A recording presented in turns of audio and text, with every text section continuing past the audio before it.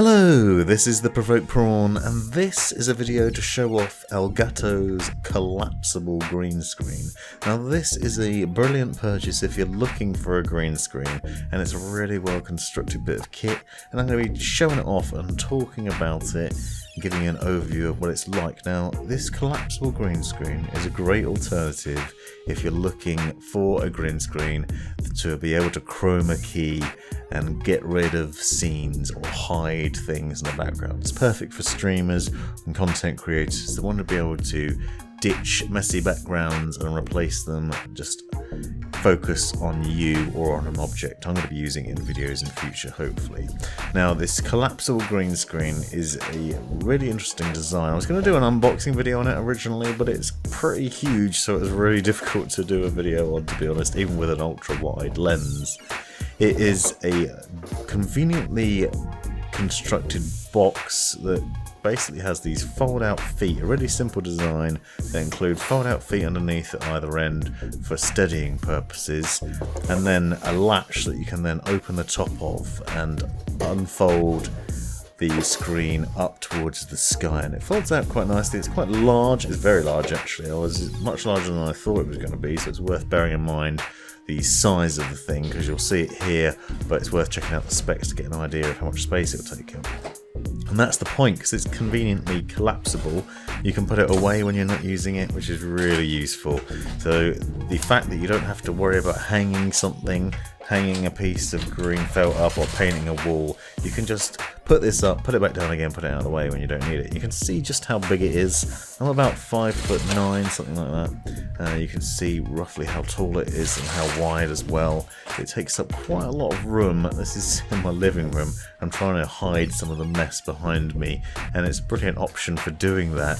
I actually tried to originally take some footage in my office, which you'll see in a minute, which is even smaller, and it was really difficult to find a spot where I could get a good set of imagery and footage for this green screen. Well, it's really neat. You can see the workings of the rear here and the way it folds away and how it's kept in place. And the great thing about this is with green screens, you need to keep them really flat.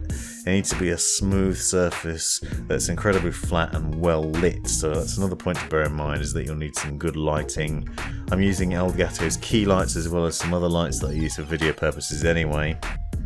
The key lights do work for general streaming purposes, and I'll show you that a bit later on because I have a sample of the footage from that. But you need to make sure you have a very good lit surface and a lit subject in order for it to work properly with the chroma key. But the thing that's great about this is not only that it folds away, but that when it folds out, it's also perfectly flat and smooth, so you have no issues with wrinkles or creases that you might have if you're trying to hold up or pin up some fabric that was green in order to achieve that chroma effect. And that's the problem I've had in the past, is if you go cheap with a cheap bit of material, you end up trying to pin it up in a way that gets rid of all the creases and folds, and it becomes a complete nightmare. So here I am using it to stream games that I'm playing with my friends, and I'm using the chroma key within OBS Studio to then delete my background and make it focus on me. So all you will see is me and the Corsair Road Warrior chair that I'm sitting on, and the headset obviously, and that's just what you'll see on the screen. That means you can take about the minimum amount of space as an overlay on the game, but you can also use multiple cameras at different angles, and as long as you've got the right amount of lighting. So here you can see I've got Elgato's key lights set up, probably not in the right position here, probably could do with putting one to the left. Also got Nanoleaf on the wall behind, so I've got quite a bit of lighting in here, but actually I found that just using the key lights was enough as well. And I'll show you in OBS Studio what it looks like.